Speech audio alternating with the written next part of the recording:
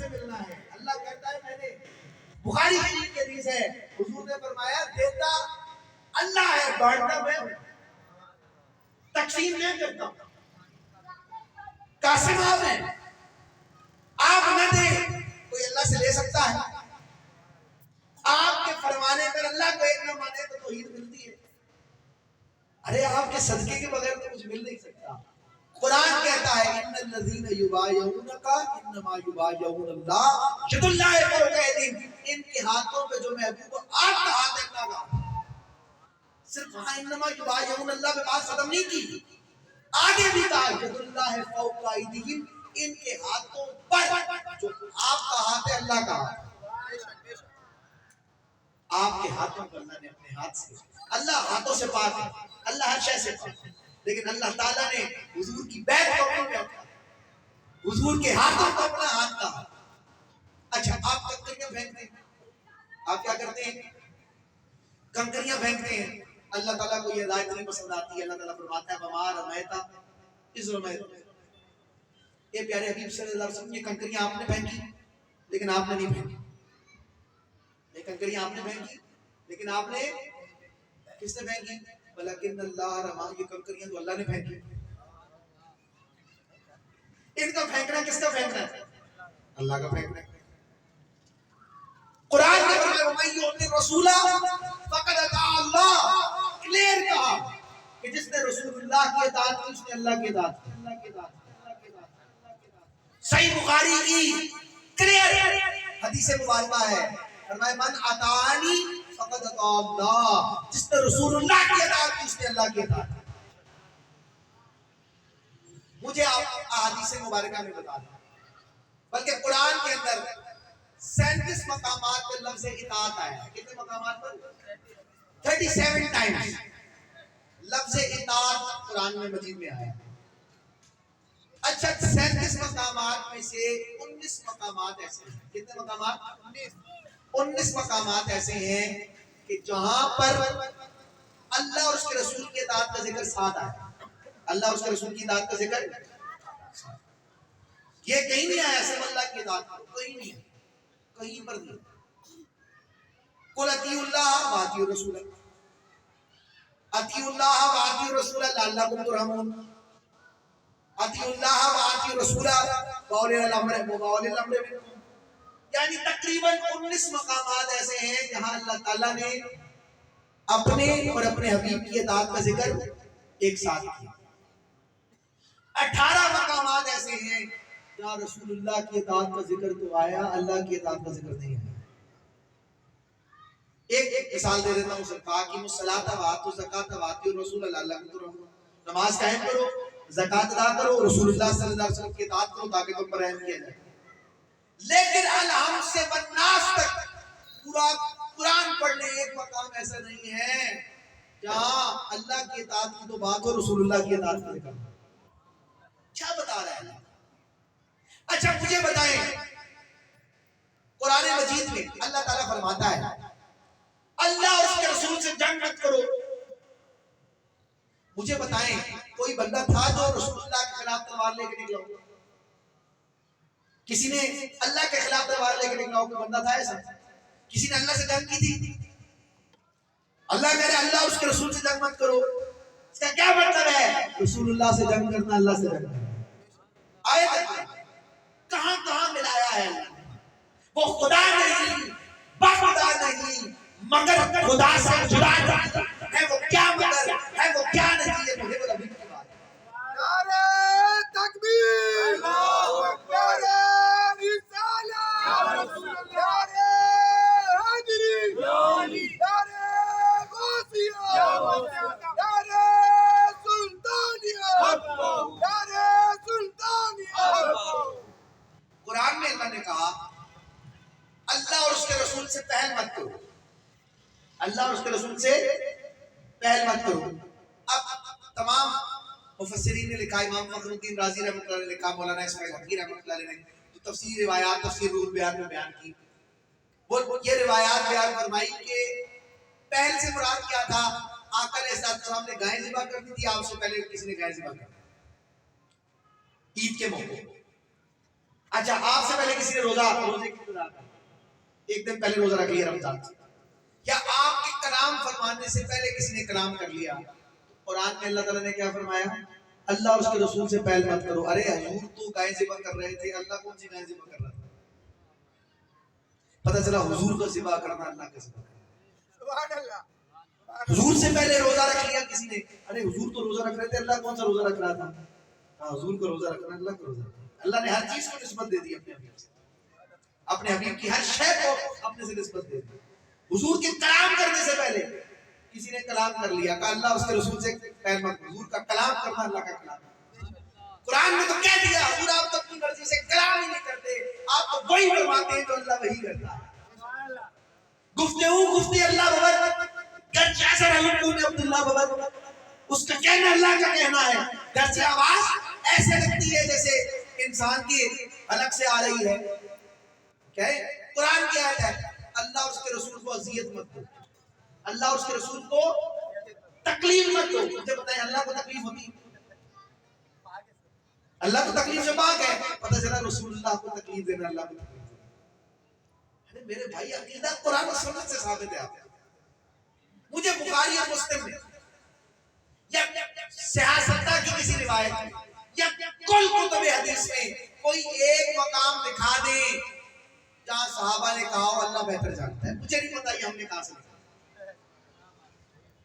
پوری بخاری شریف اٹھا لے، پوری مسلم شریف اٹھا لے، ابن ماجہ اٹھا لے، ترمذی اٹھا لے، مسند احمد بن حنبل اٹھا لے، مسند ابی یعلا اٹھا لے، مسند شافعی اٹھا لے، کل کتب حدیث اٹھا لے، مجھے کوئی ایک روایت لا کے دکھا دے جس میں صحابہ نے کہا اللہ بہتر جانتا ہے. ارے میرے بھائی تمام بخاری اور مسلم کو پڑھ لو. حجۃ الوداع کے موقع پر آقا علیہ السلام فرماتے ہیں یہ کون سا مقام ہے؟ صحابہ جانتے تھے کہ کون سا مقام ہے. حضور پوچھتے ہیں یہ کون سا دن ہے؟ صحابہ جانتے تھے کہ کون سا دن ہے، لیکن پھر بھی کیا کہتے ہیں اللہ اور اس کا رسول بہتر جانتے ہیں. یہ اللہ بہتر جانتا ہے کہاں سے ہے؟ ان کا تو یہ تھا اللہ اور اس کا رسول بہتر جانتا ہے. تقدیر کے مسئلے پر بحث ہوئی، ترمذی شریف کی روایت ہے. حضور علیہ السلام کو ناگوار گزری، آپ باہر نکلے، صحابہ کرام کو محسوس ہو گیا کہ حضور ناراض ہو رہے ہیں اس مسئلے پر. مفہوم حدیث ہے صحابہ گھٹنوں کے بل بیٹھے، سیدنا عمر فاروق رضی اللہ عنہ بیچ میں موجود ہے اور ہاتھ باندھ کر کہتے ہیں ہم اللہ اور اس کے رسول کی بارگاہ میں معافی چاہتے ہیں. ہم کس کی بارگاہ میں معافی چاہتے ہیں؟ صحابہ تو اللہ اور اس کے رسول کی بارگاہ میں معافی چاہتے ہیں. نجران کے عیسائیوں کو وفد کیا، اس میں حضور نے لکھا میں انہیں اللہ اور اس کے رسول کی امان میں دیتا ہوں. ہم تو کہتے ہیں کہ امان اللہ رسول اللہ لکھ رہے ہیں میں اللہ اور اس کے رسول کی امان میں دیتا ہوں. ارے کہاں فرق ہے؟ وہ خدا نہیں، خدا نہیں مگر خدا سے جدا نہیں. وہ کیا مگر ہے، وہ کیا نہیں ہے، مجھے حبیب کی بات ہے. اور میں آخری بات عرض کر رہا ہوں کیونکہ یہ 11ویں شریف کی محفل ہے. میلاد پاک کا فیض بھی ہم پا رہے ہیں اور حضور غوث الاعظم محی الدین پیران پیر دستگیر غوث الاعظم سید شیخ عبد القادر جیلانی محبوب سبحانی قدس العزیز آپ کی نگاہ رحمت کی نصیب ہو رہی ہے، آپ کی نگاہ عنایت کی نصیب ہو رہی ہے. حضور کی شان کو کہاں سمجھ سکتے ہیں؟ حضور کی شان کی بات ایسے ہے جیسے عالم ارواح میں جب اللہ تعالیٰ نے آقا علیہ السلام کا عہد لیا کہ میں اپنے نبی کو مبعوث کروں گا تیسرے بارے میں، تو جس طرح تمام انبیاء نے اپنی گردنوں کو جھکا دیا تھا، جو مقام تمام انبیاء میں حضور رسالت مآب صلی اللہ علیہ وسلم کا ہے، وہی مقام تمام اولیاء میں محی الدین پیران پیر دستگیر غوث الاعظم کا تھا. جب آپ نے کیا کیا؟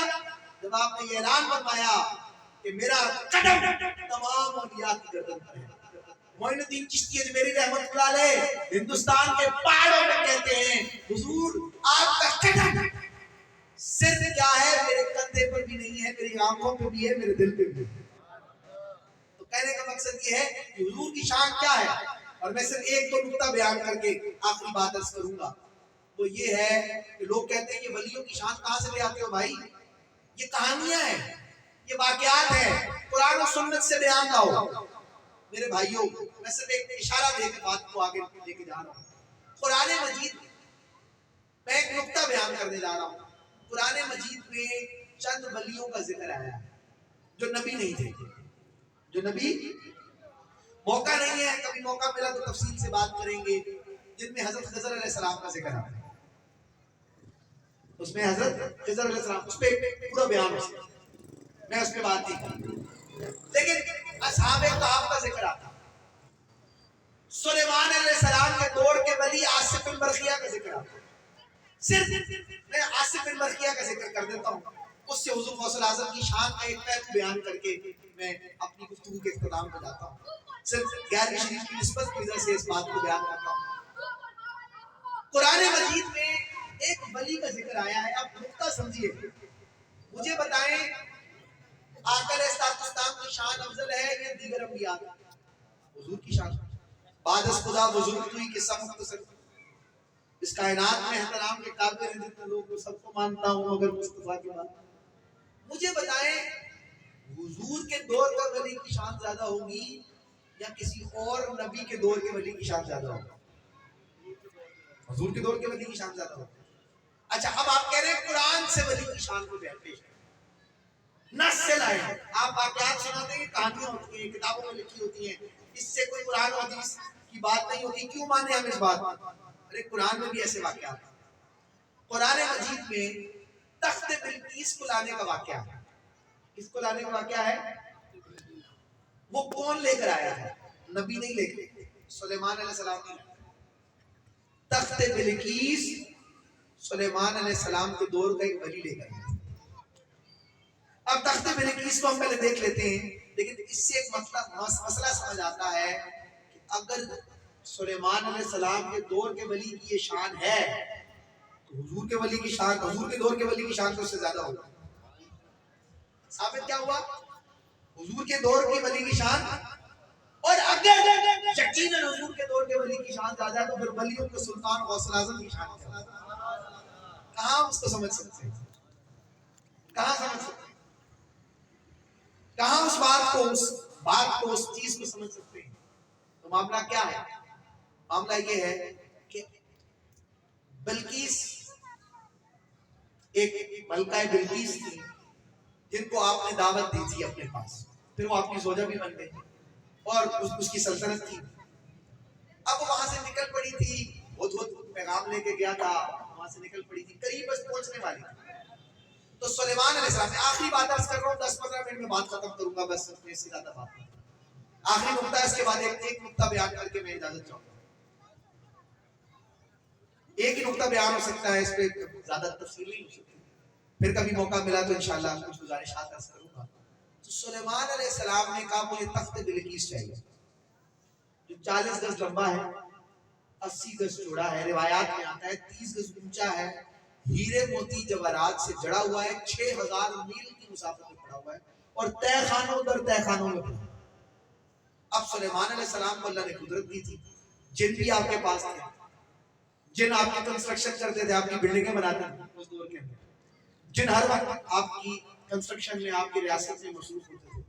تو مجھے کہا, آپ نے فرمایا مجھے تخت بلقیس چاہیے جو 40 گز لمبا ہے, 80 گز چوڑا ہے, 30 گز اونچا ہے, ہیرے موتی جواہرات سے جڑا, 6000 میل کی مسافت. کون لا کے دے؟ ایک جن کھڑا ہوتا ہے, عرض کرتا ہے حضور ملکہ بلقیس آ جائے تو جب محفل ختم ہونے لگے گی نا تب تک میں, میری اتنی طاقت ہے میں تب تک تخت لے آؤں. فرمایا نہیں, اس سے جلدی چاہیے. اس سے کیا چاہیے؟ آپ نے فرمایا اچھا. ایک دیو کھڑا ہوا, آتی ہوگی میں تخت لے آؤں. آپ نے فرمایا نہیں, معجزہ اس کے لیے تو تب ہوگا نا, یا کرامت اس کے لیے تو تب ہوگی. اگر ولی سے صدور ہو تو کرامت ہے, کرامت تو تب ہوگی جب اس کے آنے سے پہلے تخت حاضر ہو. اتنا سفر کر کے آئی ہے, اس کو پتا ہے کہ وہ تخت میں اندر تہ خانوں در تہ خانوں میں رکھ کے آئی, اور وہ تخت کو یہاں دیکھے, پھر تو کمال تو تب ہے. تو کیا کہا سلیمان علیہ السلام کے دور کے ولی نے کہا, آپ کے ایک غلام نے کہا سلیمان علیہ السلام کے, اور قرآن نے اس کو بیان کیا, قال الذی عنده علم من الكتاب انا آتيك به قبل ان يرتد عليك طرفك. کہا اس نے جس کے پاس کتاب کا کچھ علم تھا، اے سلیمان علیہ السلام میں آپ کی آنکھ جھپکنے سے پہلے تخت حاضر کر دوں. اندازہ کریں قرآن کہہ رہا ہے، یہ سلیمان علیہ السلام کے الفاظ نہیں ہیں، یہ سلیمان علیہ السلام تخت لائے، یہ سلیمان علیہ السلام کا غلام تخت لایا ہے. 6000 میل کی مسافت پہ پڑا ہوا تخت، 40 گز لمبا، 80 گز چوڑا، 30 گز اونچا، ہیرے موتی جواہرات سے جڑا ہوا اتنا وسیع تخت. آپ نے کیا کیا؟ آنکھ جھپکنے سے پہلے حاضر کر دیا. یہ نہیں کہا اے سلیمان علیہ السلام میں اپنی آنکھ جھپکنے سے پہلے حاضر کر دوں گا. اپنی آنکھ جھپکنے میں بندہ دیر کر سکتا ہے، کہا ہے سلیمان علیہ السلام میں آپ کی آنکھ جھپکنے سے پہلے. سلیمان علیہ السلام نے فوراً آنکھ جھپکی، تخت حاضر ہو. ارے مجھے بتاؤ سلیمان علیہ السلام کے دور کے ولی کے پاس اتنی طاقت ہے اور اس طاقت کا بیان خالق کائنات کر رہا ہے. اگر سلیمان علیہ السلام کے دور کے ولی یہ شان رکھتا ہے کہ 6000 میل پہ پڑا ہوا تخت آنکھ جھپکنے سے پہلے حاضر کر سکتا ہے، یقیناً میرے حضور غوث الاعظم بھی فرما سکتے ہیں کہ میں پوری کائنات کو ایسے دیکھتا ہوں جیسے ہتھیلی میں رائی کے دانے. مسئلہ یہ مادیت کے ذریعے تو ہم مانتے ہیں روحانیت. یہ آپ مجھے بتائیں گوگل میپ کیا کرتا ہے؟ سیٹلائٹ میں ہاتھ کی ہتھیلی پہ نہیں لے آئے، سیٹلائٹ کو تو مانتے ہیں، ہاتھ کی ہتھیلی پہ لے آئے. آپ میں یہاں سے اگر کرنگی سے صدر جاتا ہوں واپسی پہ، میں پچھلے دنوں جا رہا تھا، اس نے کیلکولیشن کر کے بتا دیتا ہے کہ رستے میں اتنی ٹریفک ہے، ریڈ یہ پوری سڑک ریڈ ہے، ادھر تمہیں 25 منٹ لگ جائیں گے. 25 منٹ ہی لگتے ہیں. یعنی میں یہاں سے نکلا 11:15 پہ، آیا 11:59 پہ میں صدر پہنچوں گا اور میں ایگزیکٹ 11:59 پہ پہنچوں. تمام ٹریفک کا، تمام میری گاڑی کی سپیڈ کا، ہر چیز کی کیلکولیشن کر کے جو اس نے ٹائم بتایا اسی ٹائم پہ پہنچا. مادیت کو تو ہم مانتے ہیں، لیکن اہل سنت کا ایک مسئلہ، اہل سنت کا مسئلہ کیا ہے؟ ہم حضور کی محبت کا قدم کرتے ہیں لیکن حضور کی سیرت کرتے ہیں. ہم یہاں محفل میلاد کو سجاتے ہیں لیکن فجر کی نماز چھوڑ دیتے ہیں. یہ المیہ ہے. یقین کریں ایسے بخششیں نہیں ہوتی، ایسے نہیں. حضور غوث پاک کی غلامی کا دم بھریں گے، نمازوں کو چھوڑ دیں گے، شریعت کو چھوڑ دیں گے، غوث پاک بخشوا دیں گے. کوئی ایسی کوئی گارنٹی نہیں ہے دین میں. رات کو ہم میلاد کا محفل کریں، صبح فجر کی نماز چھوڑ دیں. کیا حضور کا فرمان نہیں ہے کہ من ترک الصلاۃ متعمدا فقد کفر، کہ جس نے جان بوجھ کے نماز چھوڑی اس نے کفر کیا؟ کیا حضور علیہ السلام کا فرمان نہیں؟ ہم کیسے عاشق رسول ہیں کہ حضور نے فرمایا الصلاۃ قرۃ عینی، نماز میری آنکھوں کی ٹھنڈک. بلکہ اپنے عاشق حضرت بلال رضی اللہ تعالیٰ عنہ سے فرمایا یا بلالو ارے نبی الصلاۃ، اے بلال رضی اللہ تعالیٰ عنہ نماز پڑھ کر مجھے رات پہنچاؤ. قرآن نے نہیں کہا کامیابی کہاں ہے؟ کامیابی اس بات میں نہیں ہے کہ رات کو جھوم جھوم کے محفل میلاد پڑھو، صبح فجر کی نماز میں سوئے رہو. کیا قرآن نے نہیں کہا قد افلح المؤمنون الذین هم فی صلاتهم خاشعون، بس تحقیق مومنین کامیاب ہو گئے جنہوں نے خشوع و خضوع کے ساتھ نماز ادا کی، کہ دل میں ہو خشوع، سجدے میں ہو نیاز، اور بائیں سے لے جا رہے مسلم طریقہ. کدھر ایسی ہے؟ ایسے بخشش ہوگی، ایسے حضور شفاعت کریں گے، جنت کے ٹکٹ مفت مل رہے ہیں. صحابہ تو روتے چلے گئے. صحابہ کرام نے تو زندگیوں میں پوری زندگیاں وقف کر کے عمر فاروق رضی اللہ فرماتے کاش کہ میں انسان نہ ہوتا، میں دل کا ہوتا. خشیت الہی سے آنکھوں میں گڑے پڑ جاتے ہو. انہوں نے تو زندگی کے آخری سانس تک اپنے نفس سے خبردار رہے. جب تک خاتمہ بالخیر نہ ہوا وہ دین کے نفاذ کی جدوجہد میں رہے. اور اللہ تعالیٰ نے کیا کیا؟ دشت تو دشت، دریا بھی نہ چھوڑے ہم نے، بحر ظلمات میں دوڑا دیے گھوڑے.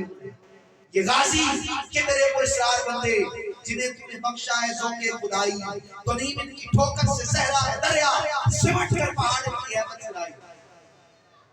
ہم حضور سے پاک کی محبت کا دم دھرتے ہیں. میں آپ سے سوال کرتا ہوں، یہ سارا مجمع کہے گا جی میں قادری ہوں، یہ سارا مجمع کہے گا میں حضور غوث الاعظم کا غلام ہوں. مجھ سے میں یہ سوال کرنا چاہتا ہوں آپ میں سے کتنے لوگ ہیں جنہوں نے غوث الاعظم کی تعلیمات کو پڑھا؟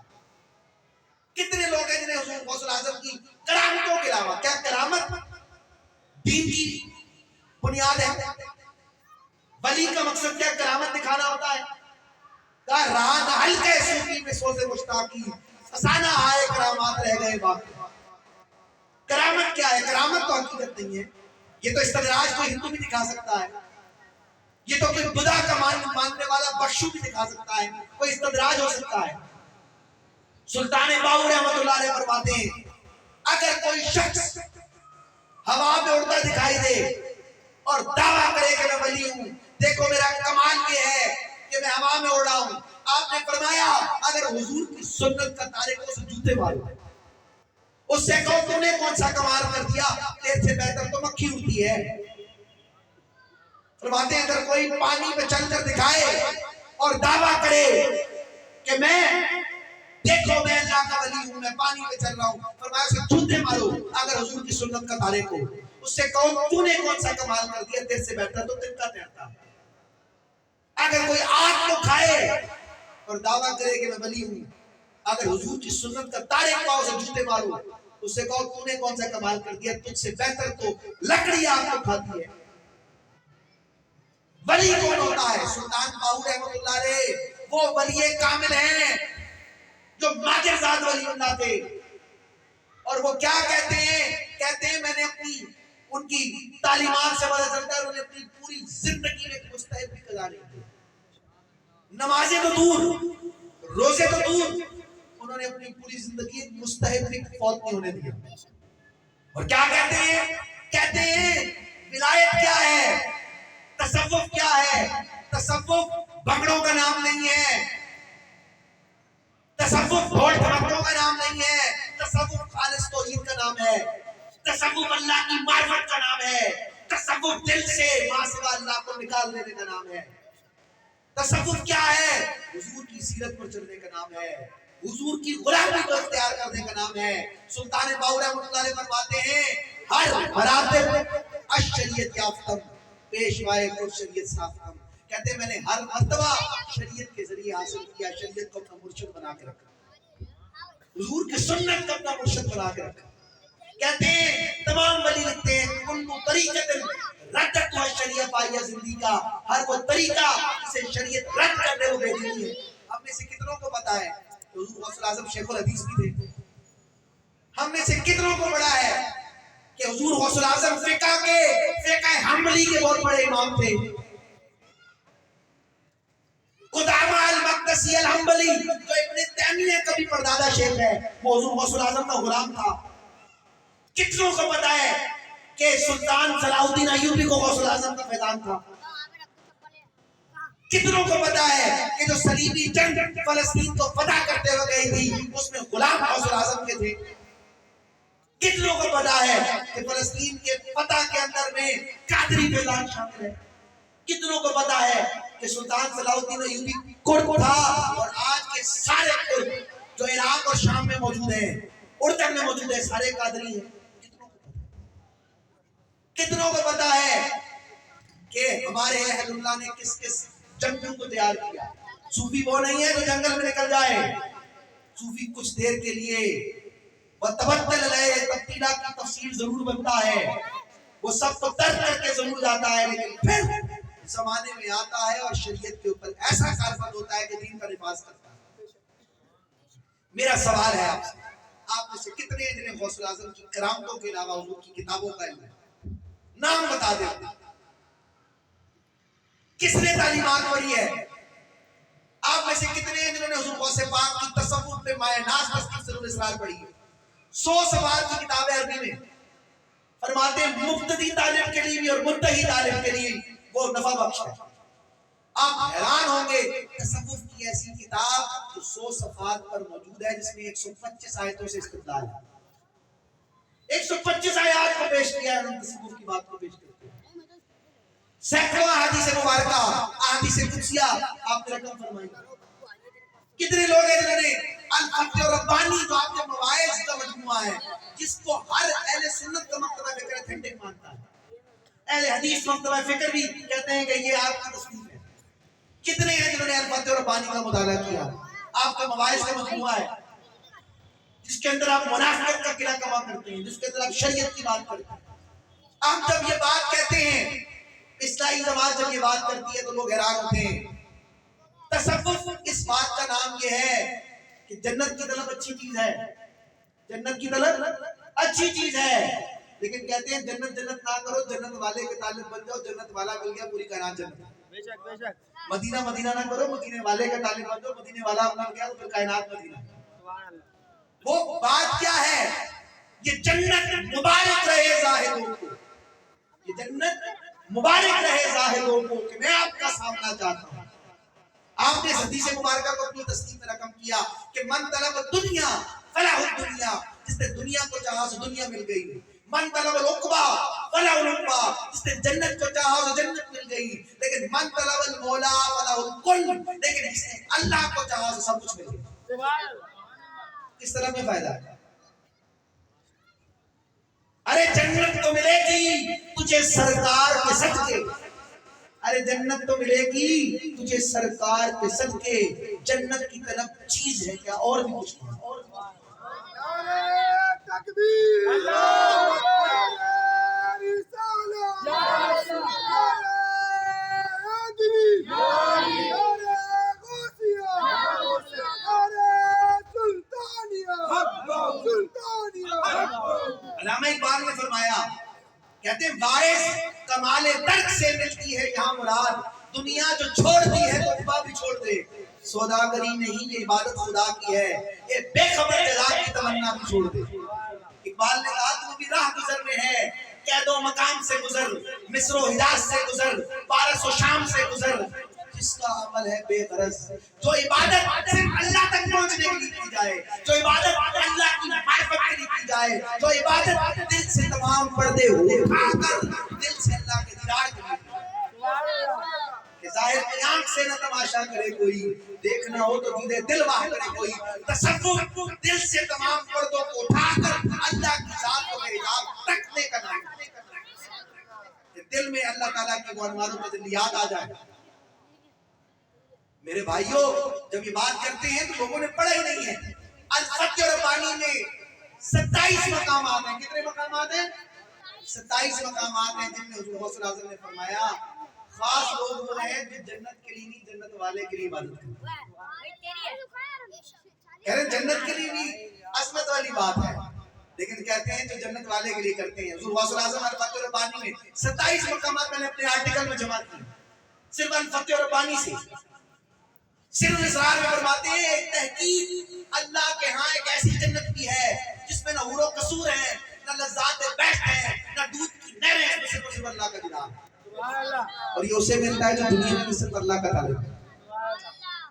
آپ اپنی کتاب الفتح ربانی کے 33 باب میں فرماتے ہیں دنیا میں طالبان دنیا کثیر ہیں، طالبان رتبہ قلیل ہیں، تھوڑے ہیں، اور طالبان مولا نہایت ہی قلیل ہیں اور وہی مراد کو پہنچتے ہیں. فرماتے ہیں جو اللہ سے اللہ کو چاہتا ہے. رابعہ بصری رحمۃ اللہ علیہ بڑے جلال میں جا رہی ہیں، ایک ہاتھ میں آگ ہے، ایک ہاتھ میں پانی ہے. تمام تذکرۃ الاولیاء میں یہ بات رابعہ بصری رحمۃ اللہ علیہ کی رقم ہے. فرماتی ہے میرا دل کرتا ہے اس آگ سے جنت کو جلا دوں. پوچھا گیا کیوں؟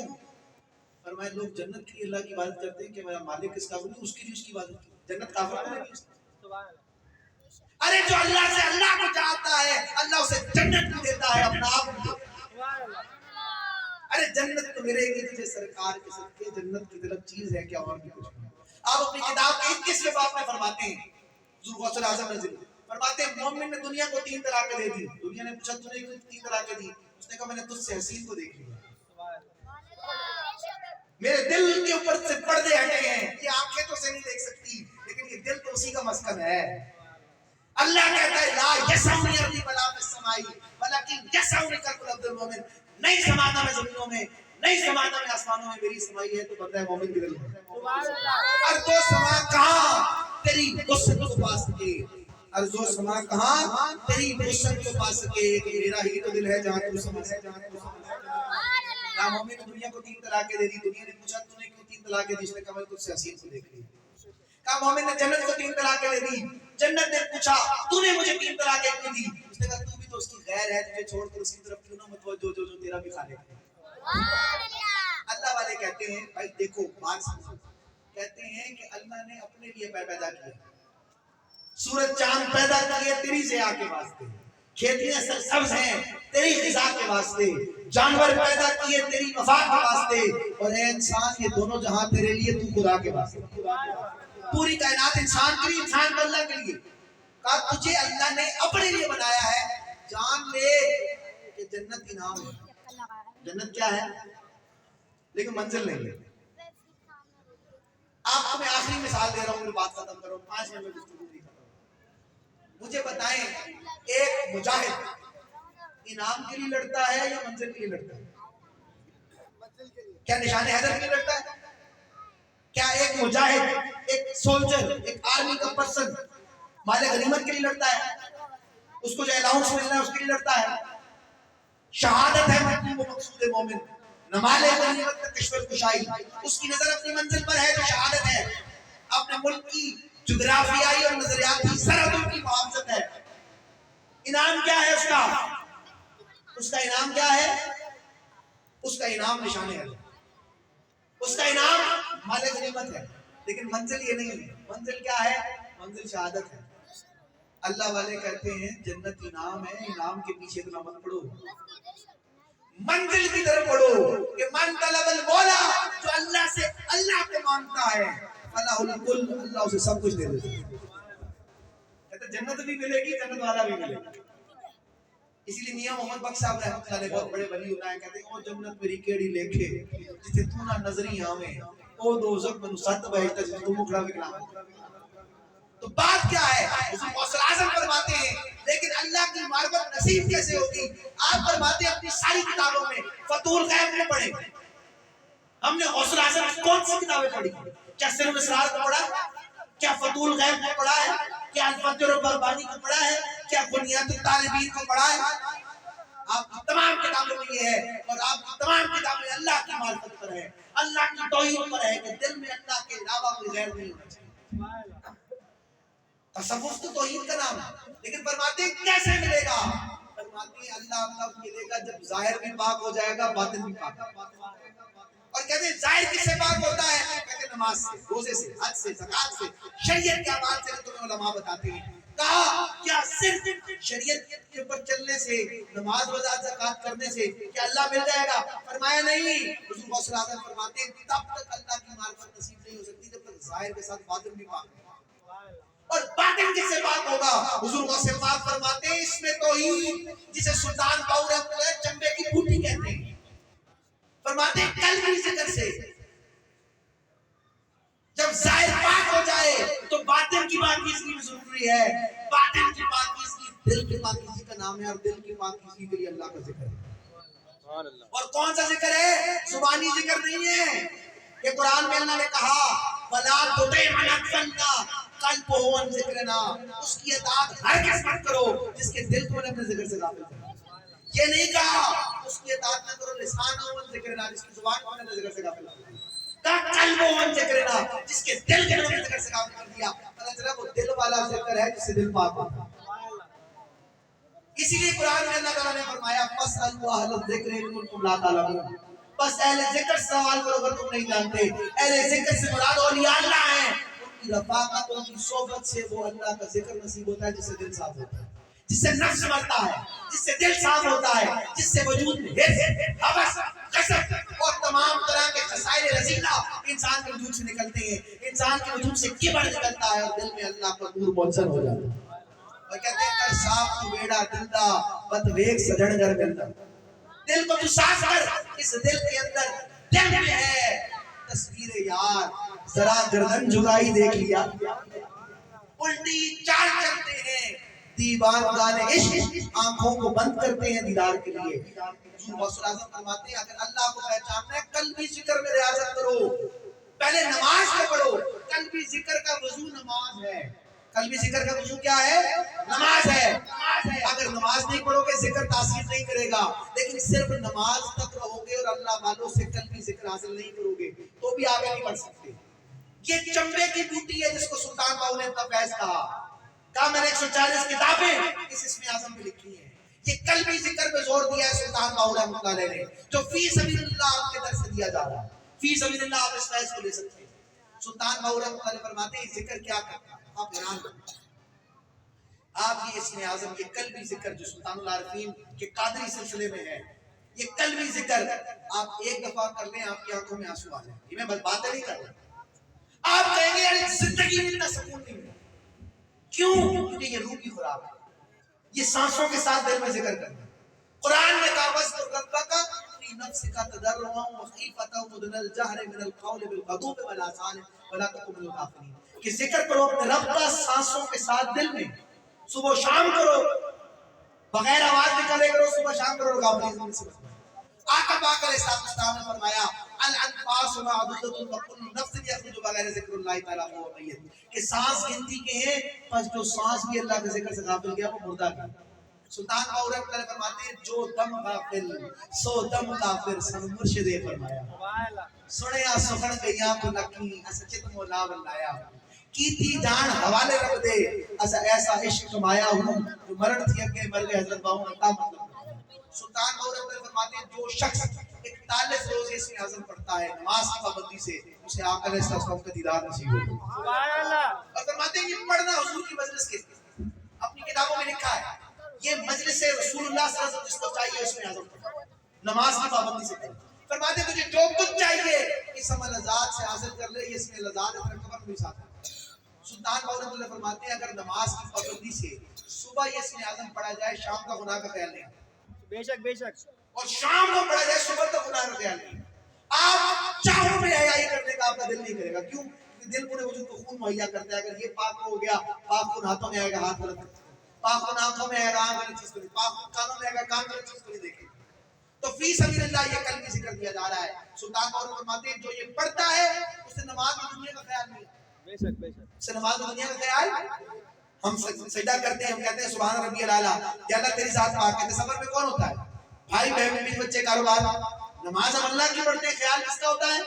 دنیا. نماز ہم اللہ کی پڑھتے ہیں، خیال کس کا ہوتا ہے؟ علامہ اقبال نے کہا جب میں سر بہ سجدہ ہوا کبھی تو زمین سے آنے لگی یہ صدا، تیرا دل تو ہے سرم آشنا تجھے کیا ملے گا. وجہ کیا ہے؟ وجہ یہ ہے کہ اللہ کا تصور نہیں ہے. یہ اللہ کے نام کو دیکھ کر جب آپ ذکر کریں گے تو دنیا کا تصور نماز سے ختم. یہ اللہ کا نام اسی طرح دل میں آ جائے گا تو دل کے اندر سے اور سوچوں سے دنیا کا تصور ختم. مجھے بتائیں ایک گلاس، یہ آپ کے سامنے بوتل ہے، آپ 10 منٹ اس بوتل کو دیکھتے رہو، ہر وقت کیا نظر آئے گا؟ بوتل نظر آئے گا. اس اللہ کے نام کو آدھا گھنٹہ صبح دیکھتے رہو گے، شام کو آدھا گھنٹہ دیکھتے رہو گے، نماز میں کون نظر آئے گا؟ اس اللہ کے نام کو دل پر لکھنا ہے. علامہ اقبال نے لکھا نویس اللہ ہو پر لوہے دل من، یا رسول اللہ اپنی نگاہ سے اس پہ اللہ میرے سینے پہ لکھا. قرآن نے کہا یوم لا ینفع مال ولا بنون، کل قیامت کے دن نہ مال نے کام آنے نہ اولاد نے، الا من اتى اللہ بقلب سلیم، کل قیامت کے دن قلب سلیم نے تمہارے کام. سلامتی والے دل نے کام آنا ہے. یا اللہ سلامتی والا دل کیا ہے؟ کہا ہر چیز کو فنا ہونا ہے، میری ذات کو سلامت رہنا ہے. تو کہا پھر سلامتی والا دل کیا ہوا؟ جس دل میں اللہ کا نام آنا. اس دل پر اللہ کا نام لکھنا ہے. سلطان باہو رحمۃ اللہ نے طریقہ بیان کیا ہے، کہتے ہیں اتنے وجود میں سکون آ جاتا ہے انسان بے حیائی برائی کی طرف جا ہی نہیں سکتا. اس کے سامنے بے حیائی ہو رہی ہوگی اس کا دل نہیں کرے. شرط یہ ہے شریعت کی پابندی اور پھر اس قلبی ذکر فی سبیل اللہ. آپ نے اس کو قرآن و سنت سے بھی بیان کیا ہے، موقع نہیں لگا میں اور تفصیل بیان کرتا. فی سبیل اللہ یہ ذکر حاصل کر سکتے ہیں. سلطان صاحب کہتے ہیں یہ لو آقا علیہ السلام کی مجلس ہے اللہ کی معرفت کے لیے، نماز کو معراج بنانے کے لیے کہ نماز ایسی پڑھو کہ تو سامنے آ میں سجدہ کروں پھر لطف سجدہ کرنے کا، تو اور کہیں میں اور کہیں نام سجدے کام کرے. تو فی سبیل اللہ یہ ذکر دیا جا رہا ہے. فی سبیل اللہ آپ سمجھ سکتے ہیں اور اپنا یہ فیض سلطان باہو رحمۃ اللہ کا لے سکتے ہیں. اصلاحی جماعت کی یہی دعوت ہے کہ اس میں اعظم حاصل کریں. باقی سلطان باہو رحمۃ اللہ کی تعلیمات کا درس لانڈی میں ہمارا دفتر کھلا ہوا ہے اور اس کے لیے آپ بابر بھائی سے بات مل سکتے ہیں، بابر بھائی شریف بھائی سے ملاقات کر سکتے ہیں اور آپ کاشف بھائی سے ملاقات کر سکتے ہیں اور یہاں پر جو ہے نا باقی ساتھی جو ہے ان سے ملاقات کر سکتے ہیں. عثمانی بھائی ہم سے ملاقات کر سکتے ہیں. تو یہ یہاں پر لانڈی میں دفتر کھلا ہے تو آپ اس میں رابطہ کر سکتے ہیں. فی سبیل اللہ یہ ذکر ضرور لے کے جائے. یہ آپ کا فیضان ہے اور اس کو پڑھ کر دیکھیں آپ کی آنکھوں میں آنسو آ جائیں گے، کہیں گے اتنا سکون روح کا جو ہے نا پہلے کبھی نہیں ملا. تو صلاۃ السلام کی مصطفیٰ جانے